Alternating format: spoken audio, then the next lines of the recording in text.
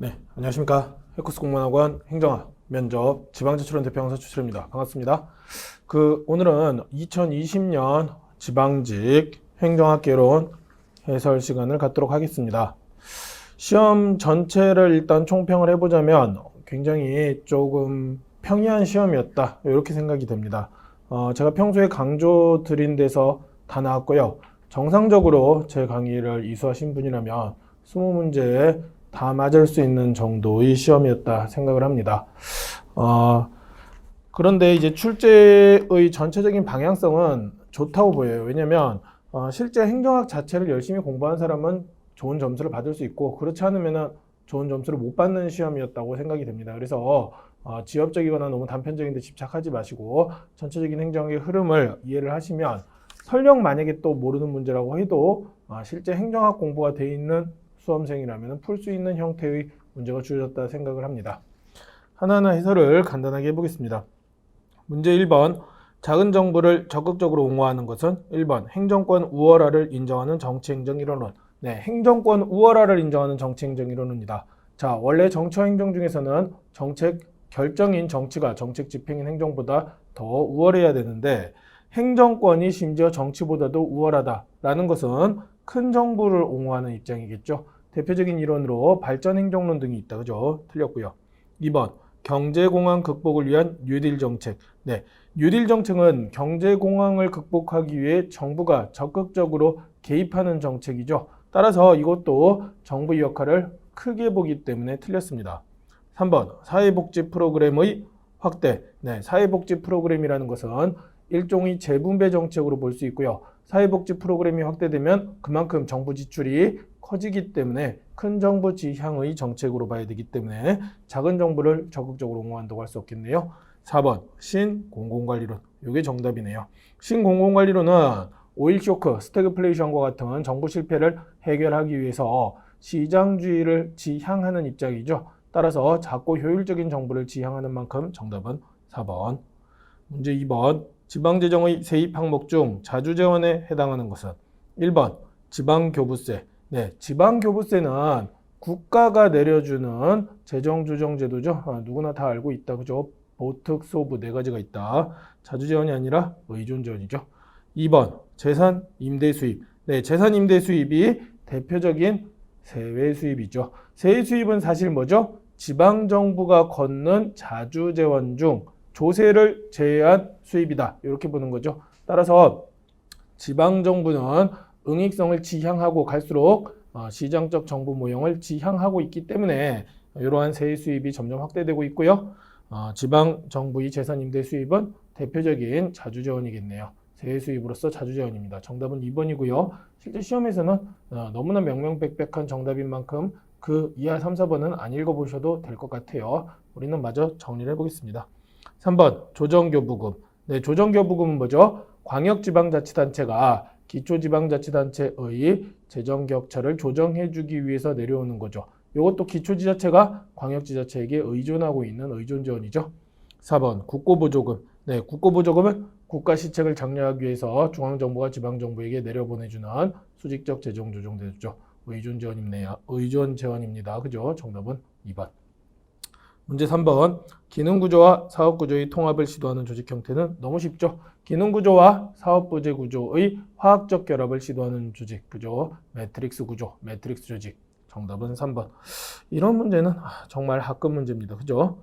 문제 4번, 국내 최고 대학을 졸업했기 때문에 일을 잘 했을 것이라고 생각하여 피평정자에게 높은 근무 성적 평정 등급을 부여할 경우 평정자가 범하는 오류는 뭐죠? 선입견에 의한 오류. 상동오차다. 그죠? 요 대학을 나온 사람들은 항상 근무를 잘할 것이다 생각해서 높은 근평을 주게 되면, 이것은 본인이 가지고 있는 선입견, 그죠? 고정관념 등에 의해서 이 집단을 전체를 동일화해보는 상동오차, 선입견에 의한 오류, 고정관념에 의한 오류입니다. 정답은 1번이고요. 그죠? 그래서 이러한 선입견에 의한 오류를 극복하는 방안으로 블라인드, 즉 이 사람이 어느 학교를 나왔는지 또는 어느 지역 출신인지들을 모르게 해서 근평을 주게 하는 블라인드 근평 방법 등이 있다. 이렇게 설명을 드렸습니다. 그쵸? 2번, 집중화 경향으로 인한 오류. 집중화 경향으로 인한 오류라는 것은 대상자를 평가할 때 아주 좋게 평가하거나 아주 나쁘게 평가하는 것에 대해서 부담을 느껴서 가운데로 집중해서 평가하는 오류라고 했죠. 3번 엄격화 경향으로 인한 오류. 네, 엄격화 경향으로 인한 오류는 엄격화 오류다 이렇게 말합니다. 그죠? 대체로 우리 평정을 할 때 엄격하게, 그죠? 그렇기 때문에 나쁜 평정을 주로 주는 오류. 4번 첫머리 효과에 의한 오류. 첫머리 효과는 초두 효과, 초기 효과라고도 부르죠. 초기 실적에 큰 영향을 받아서 초기 실적을 기준으로 금평을 행하는 오류. 그죠? 정답은 1번.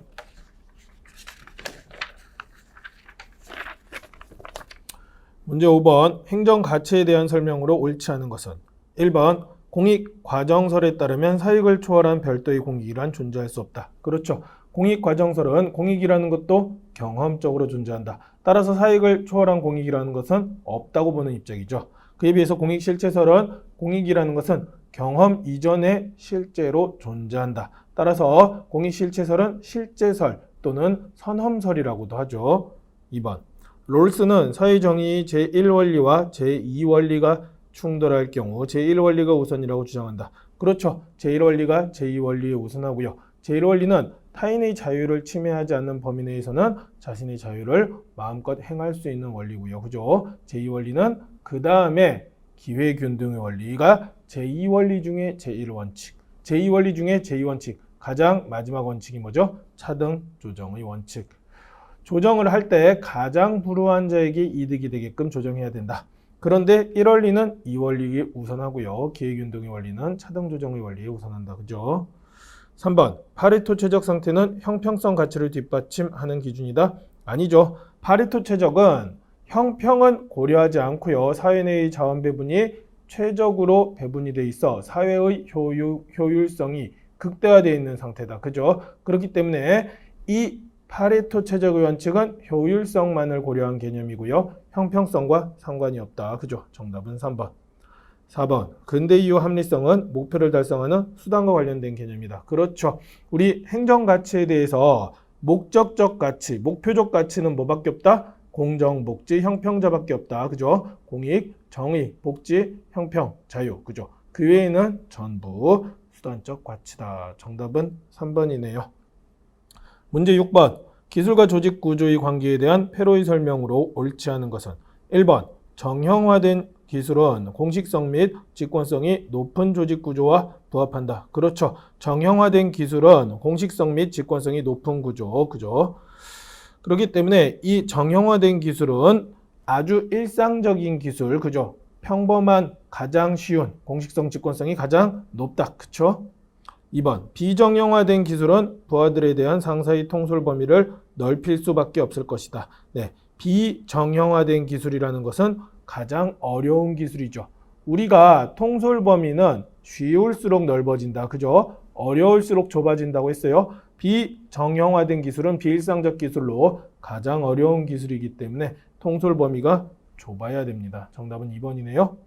3번 공학적 기술은 문제의 분석 가능성이 높다. 그렇죠. 우리 공학적 기술은 문제의 분석 가능성은 높고요. 예외는 많은 형태. 4번 기회적 기술은 대체로 유기적 조직 구조와 부합한다. 네, 기회적 기술. 우리 크래프트 장인 기술이라고 한다. 그죠? 대체로 유기적 구조에 부합한다. 그렇죠. 정답은 2번이 되겠네요. 문제 7번 정책 집행의 하향식 접근에 대한 설명으로 옳은 것만을 모두 고르면 기억, 집행이 일어나는 현장에 초점을 맞춘다. 네, 상향식 접근이죠. 우리가 상향식이라는 것은 하부에서 상부로 향하는 거니까 하부가 중요한 거예요. 그죠? 정책 결정과 정책 집행이 중요하다. 집행이 일어나는 현장에 초점을 맞추는 것은 따라서 상향식 접근이다.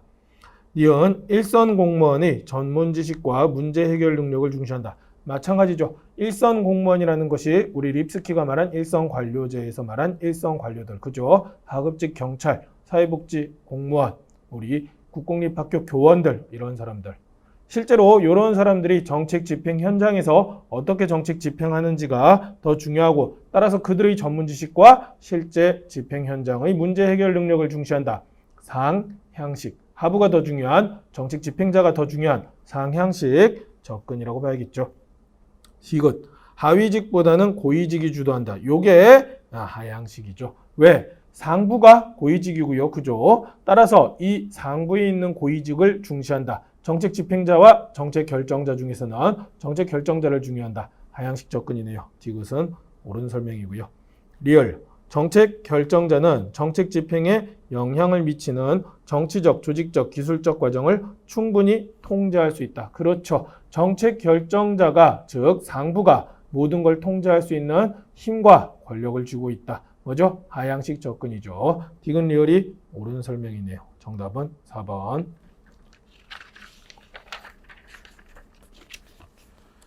문제 8번. 지방분권 추진 원칙 중 다음 설명에 해당하는 것은 기능 배분에 있어 가까운 정부에게 우선적 관할권을 부여한다.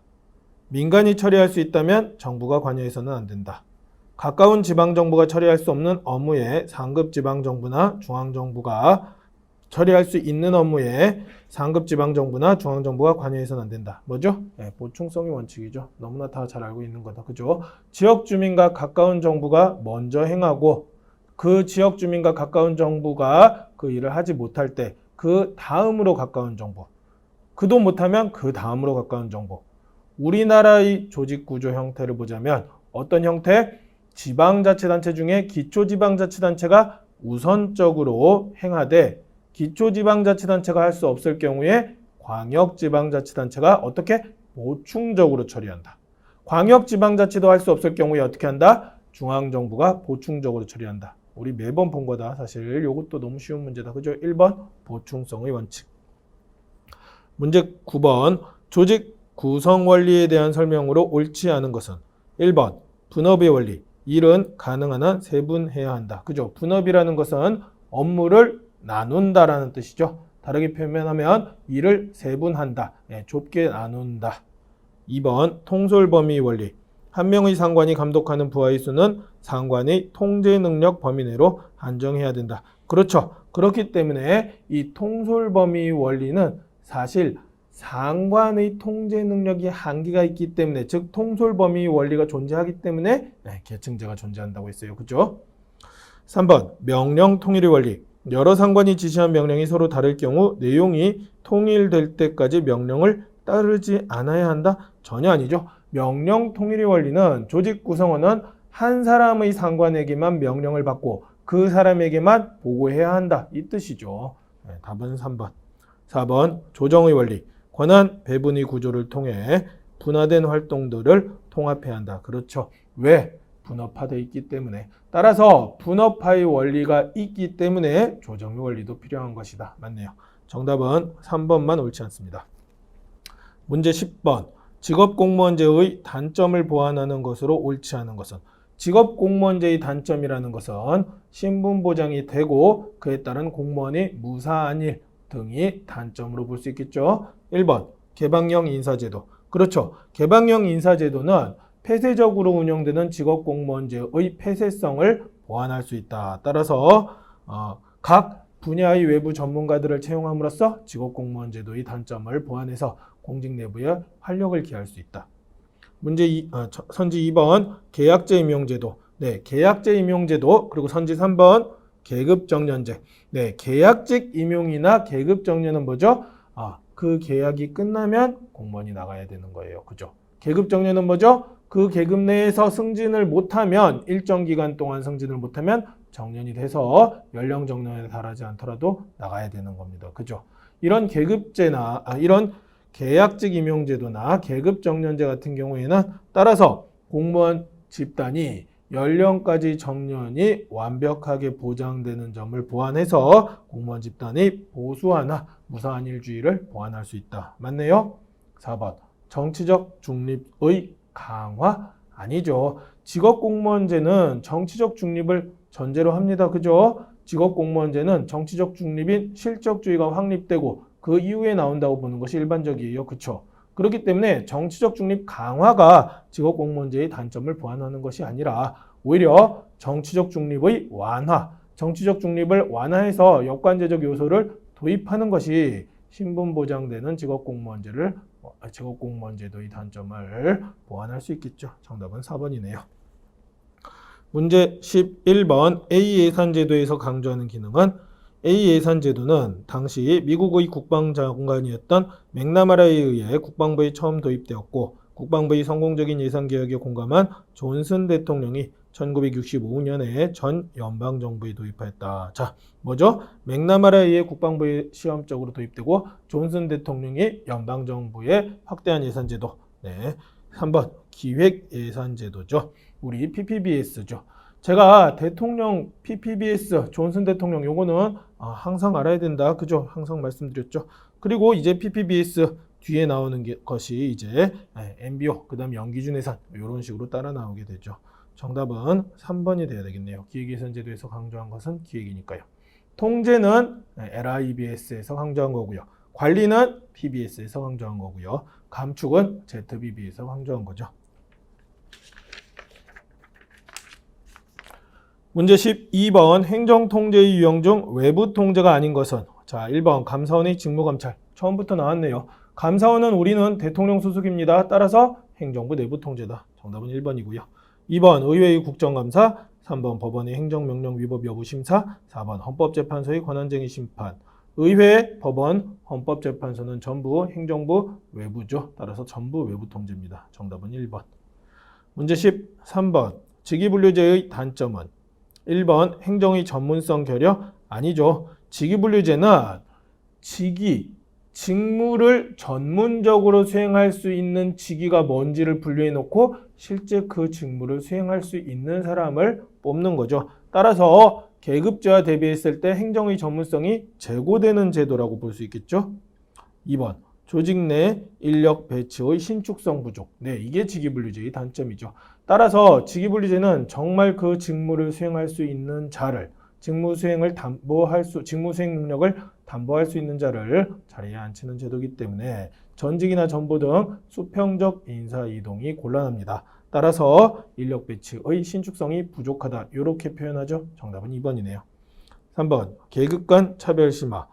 직위분류제는 계급을 엄격하게 구별하지 않습니다. 그죠? 직위분류제에서 핵심은요. 계급 간 차별이 아니라 실제 그 직무를 수행할 수 있는가 없는가 그리고 직무의 과학적인 분석에 의해서 직위를 분류해 놓는 것이기 때문에 계급 간 차별 심화 특히 이 계급이 사실은 어떤 신분제에 연계됐던 신분제에 잔존했던 그런 요소로 계급 간 차별이 심화되는 현상은 계급제로 봐야겠죠. 4번 직무경계의 불명확성 아니죠. 직위분류제는 좀 전에 말씀드린 대로 직무를 기준으로 명확히 직위를 분류해 놓은 것이기 때문에 계급제가 수평적 인사이동이 원활한 만큼 오히려 직무경계가 불명확한 거고요. 직위분류제는 직무경계가 명확한 편이다. 그렇죠. 정답은 2번이 되겠네요. 문제 14번 민간투자사업자가 사회기반시설 준공과 동시에 해당 시설 소유권을 정부로 이전하는 대신 시설관리 운영권을 획득하고 정부는 해당 시설을 임차 사용하여 약정기간 임대료를 민간에게 지급하는 방식은 뭐죠? BTL이죠. 빌드, 맡고, 트랜스퍼, 소유권 넘기고, L, 리스, 임대한다. BTL. 정답은 2번이네요. 매우 쉽죠. 이런 경우 민간은 많은 수익을 기대할 수는 없지만 위험 부담도 현저히 떨어진다. 왜냐하면 정부는 사실 임대료는 잘 밀리지 않으니까요. 위험 부담이 높은 쪽은 민간이 BOT, BTO 같은 케이스죠. 왜? 이때는 정부가 특히 예전에 있었던 최소 운영 수익도 보장해주지 않기 때문에 하이 리스크, 하이 리턴이다. 그래서 이러한 BTO, BOT 방식은 경전철이나 민자도로 등에서 많이 쓰인다. 그죠? BTL 방식은 민간은 위험 부담은 거의 받지 않지만 사실 하이 리스크가 없는 만큼 하이 리턴도 없다. 그죠? 그 수익은 많이 기대하기는 어렵다. 문제 15번 정책평가의 논리에서 수단과 목표 간의 인과관계에 대한 설명으로 옳은 것만을 모두 고르면 자 기억 정책 목표의 달성이 정책 수단의 실현에 선행해서 존재해야 한다? 아니죠. 수단이 먼저 나오고 그 수단 뒤에 목표가 나와야 되죠. 이게 뭐죠? 시간적 선행성이라고 부르는 거예요. 수단이 먼저 나오고 그 수단에 의해서 목표가 달성돼야지. 당연하죠.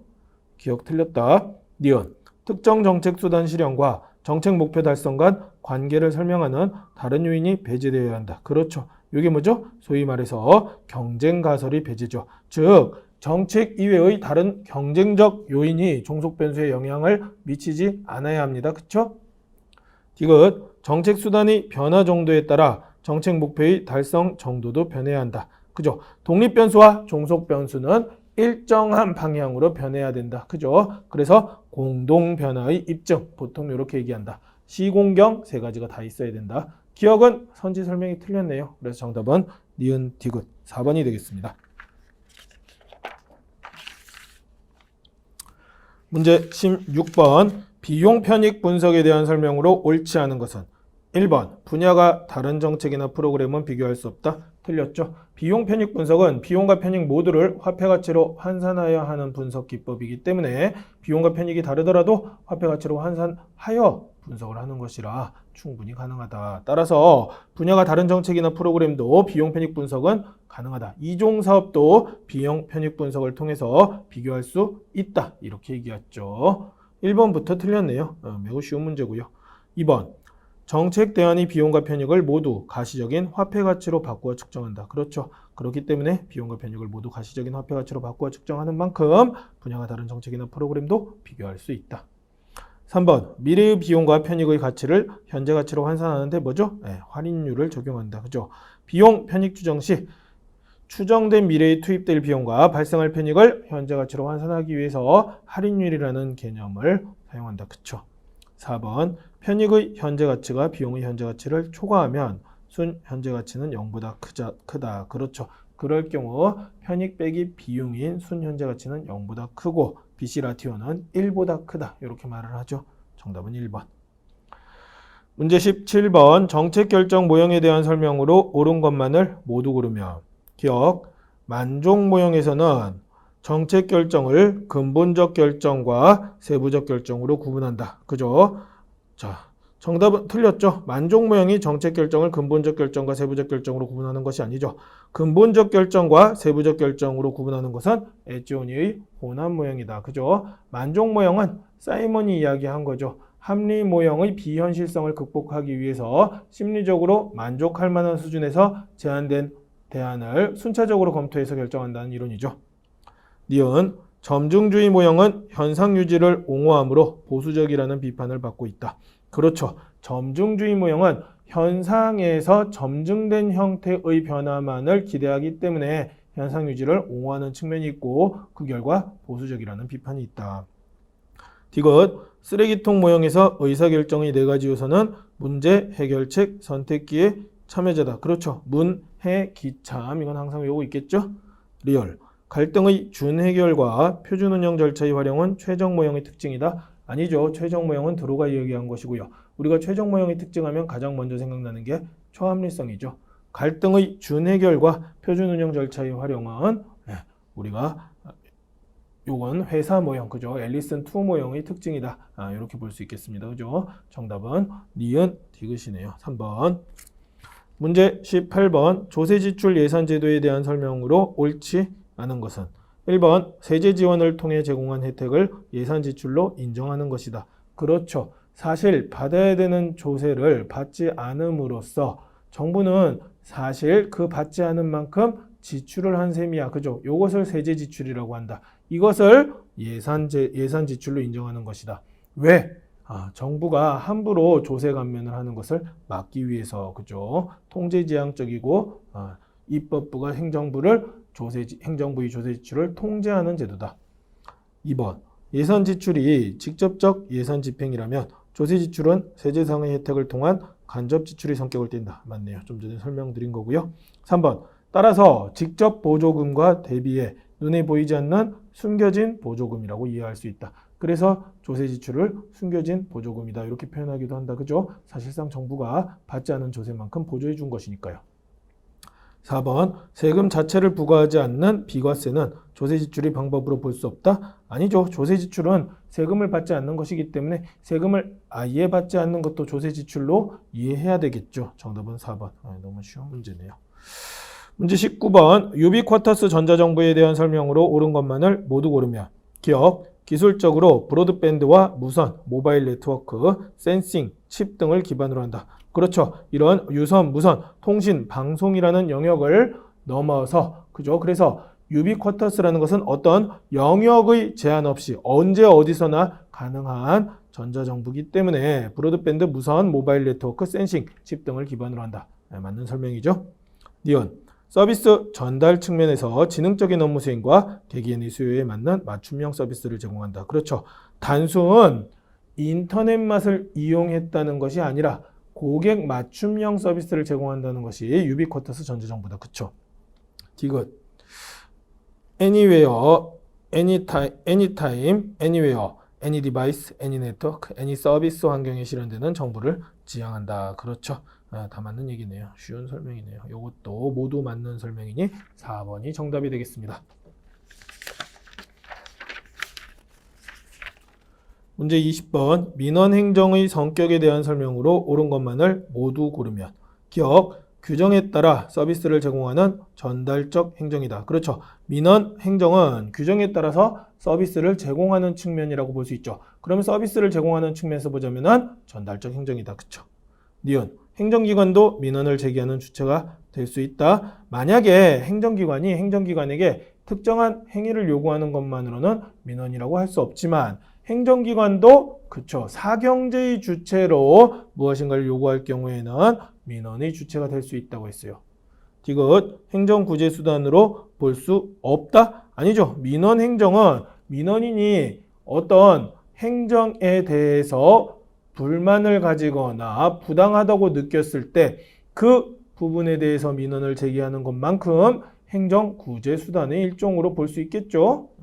이것도 쉬운 문제네요. 정답은 3번. 이렇게 해서 20문제가 전체적으로 어려웠던 문제가 없었던 시험이다 이렇게 생각을 합니다.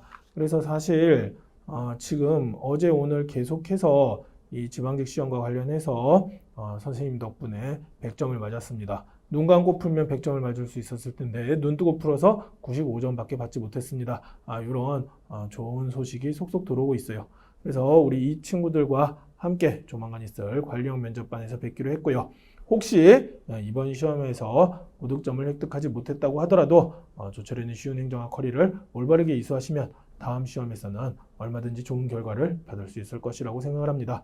2020년도 시험은 사실상 이제 막 시작한 거예요. 앞으로 남아있는 국가직 7급, 국가직 9급, 그리고 지방직 7급, 지방직 7급, 서울시 7급, 국가직 7급 아직 많이 남아 있습니다. 그래서 여러분들 저와 함께 하시면 올해 분명히 좋은 합격의 결과를 얻을 수 있을 것이라고 생각을 합니다. 오늘 해설은 여기서 마치도록 하겠습니다. 감사합니다.